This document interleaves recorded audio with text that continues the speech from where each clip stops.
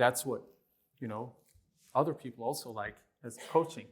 Because what is the difference between a trainer and a coach? A trainer gives advice. Somebody here can give advice anytime. 1 minute left? All right, got it.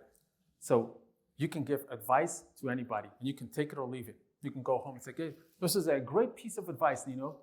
I'm out of here. Thanks. I'm totally fine with that. Respect that. Why is that? Why is that I wouldn't have an impact on you changing your life or your training from now on? It's because I'm not your coach.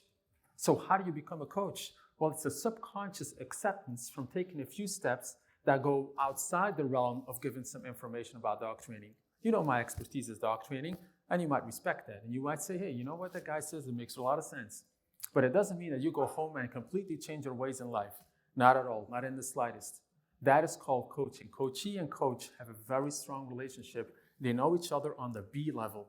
The B level was what kind of ethics do you have? What kind of skills do you own? Do you understand them? Do I understand this person? How do I approach this person? You can't just, shout to everybody and accept them to thrive. Some people need, a certain approach. Some people want you to go outside your expertise and start thinking and problem solving about the stuff that you're not an expert in or you're not supposed to be an expert in. So that level of trust will tell them, I am okay with this person telling me something to change because I accept the impact that he or she will create to actually also change something in my future. And that is a whole different thing. That's why dog training advice is given every day. And I had a guy, one more story. I had a guy saying, look, I don't understand. I'm doing so many great things with my dogs. And people then ask me, hey man, how do you do it? And he said, I sit down and I spend 2 hours explaining to them, do this, do that. And then I see him again 3 weeks later. And I said, hey, did it work? They didn't really do it. And I said, I don't understand. I said, of course. What do you mean you don't understand?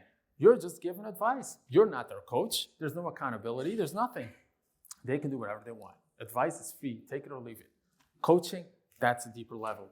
So if you want to be a coach, that aligns with leadership. That aligns with, going outside your expertise. What is the image around you?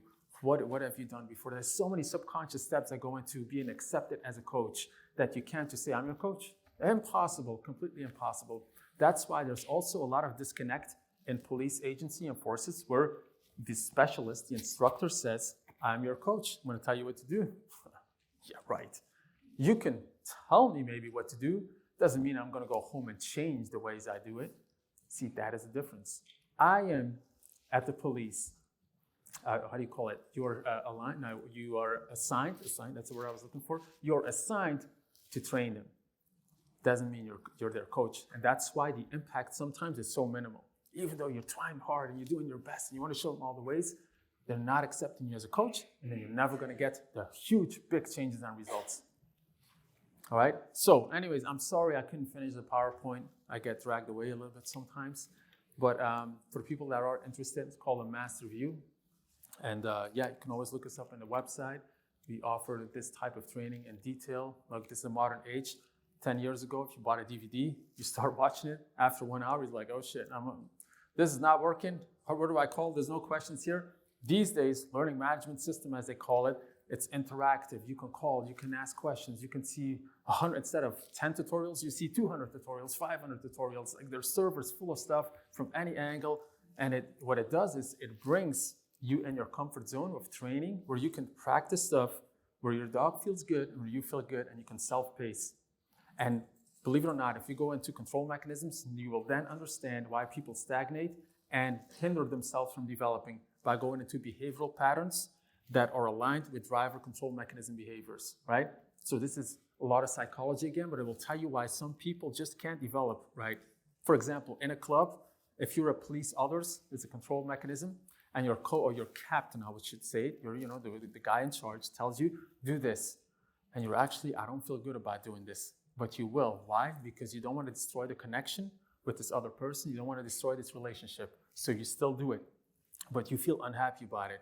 All right? If you feel unhappy about it, it causes stress. It causes depression in long term. It causes so many issues. Of course you can't thrive. You can never possibly be your best version of trainer if you have that kind of control mechanism, and if you want to establish that connection with the other person, or keep that connection at least, to not get into stress mode. Anyway, it goes very deep, but thank you. You have to stop me, right?